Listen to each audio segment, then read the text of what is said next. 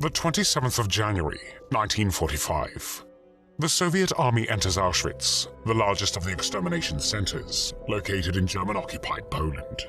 It is estimated that a minimum of 1.3 million people were deported to this camp between 1940 and 1945, and of these, at least 1.1 million were murdered. However, not all of its prisoners died.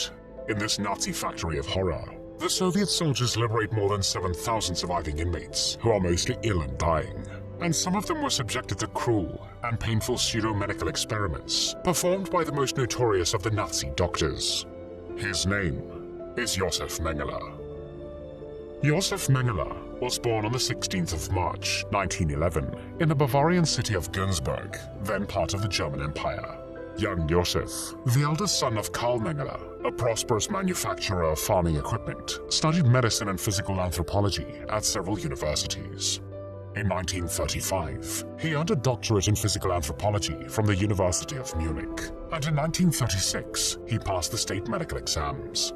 In 1937, Mengele began working at the Institute for Hereditary Biology and Racial Hygiene in Frankfurt. There, he was an assistant to the director, Dr. Ottmar von Verschwer, who was a leading geneticist known for his research on twins. Under Verschwer's direction, Mengele completed an additional doctorate in 1938. Mengele did not actively support the Nazi Party before it came to power in January 1933. However, during his university studies, Mengele, as with the Nazi Party, embraced racial science, the false theory of biological racism. He believed that the Germans were biologically different from and superior to members of all the other races. Racial science was a fundamental tenet of Nazi ideology, which Hitler used to justify the forced sterilization of persons with certain physical or mental diseases or physical deformities. The 1935 Nuremberg race laws, which outlawed marriage between Germans and Jewish, Black or Romani peoples, were also based upon racial science. In 1938, Mengele joined the Nazi Party and SS. In his work as a scientist, he sought to support the Nazi goal of maintaining and increasing the supposed superiority of the German race. Mengele's employer and mentor, Dr. Verschwer, also embraced biological racism. In addition to conducting research, Verschwer and his staff, including Mengele, provided expert opinions to Nazi authorities, who had to determine whether persons qualified as German under the Nuremberg laws.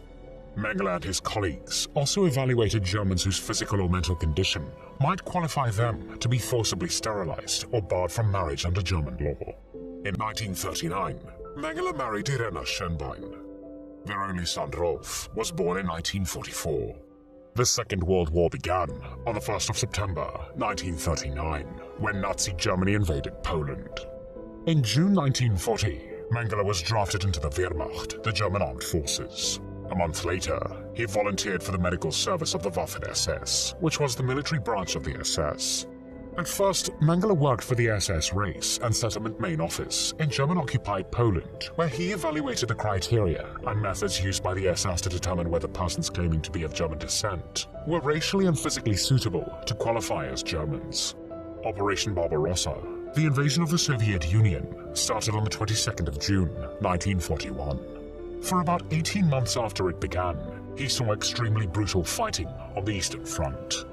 In addition, in the first weeks of Germany's attack on the Soviet Union, Mengele's division slaughtered thousands of Jewish civilians.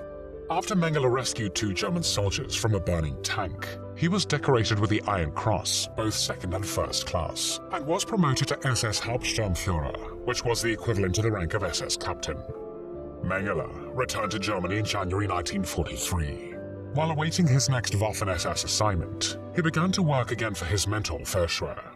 Verschwer had recently become the director of the Kaiser Wilhelm Institute for Anthropology, Human Genetics, and Eugenics in Berlin.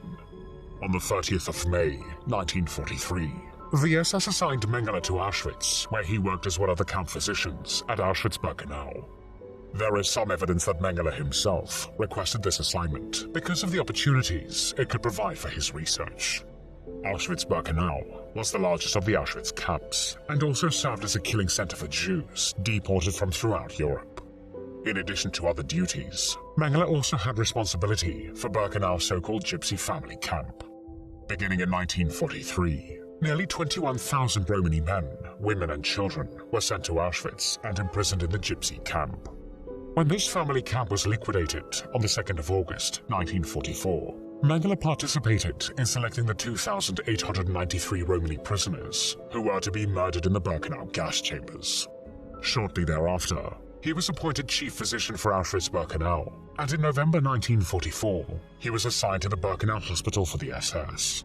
As part of their camp duties, medical staff at Auschwitz performed so-called selections.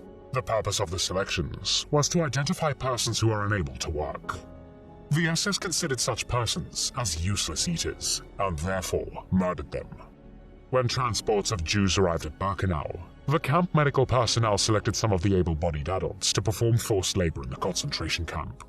Those not selected for labor, including children and older adults, were murdered in the gas chambers. All visibly pregnant women and mothers of babies and young children were sent to the gas chambers upon arrival.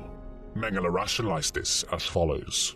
When a Jewish child is born, or a woman comes to the camp with a child already, I don't know what to do with the child.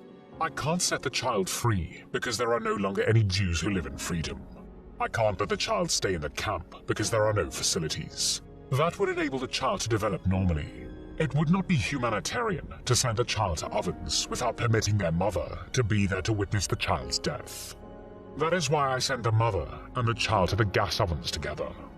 Josef Mengele was also alleged to have had an affair with the infamous Irma Gräser, one of the most hated and feared guards in the camp. When Mengele discovered that she was having affairs with Jewish inmates, who were deemed racially inferior, he ended his relationship with her.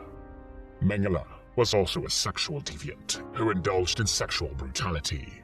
For example, while male prisoners were left standing at assembly awaiting his arrival, he is reported to have spent one whole night engaged in recording the reactions of their Jewish women to being raped by camp functionaries. Camp physicians at Auschwitz and at other concentration camps also conducted periodic selections in the camp infirmaries and barracks.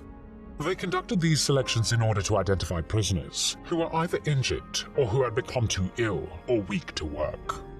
The SS used various methods to murder these prisoners, including lethal injections and gassing.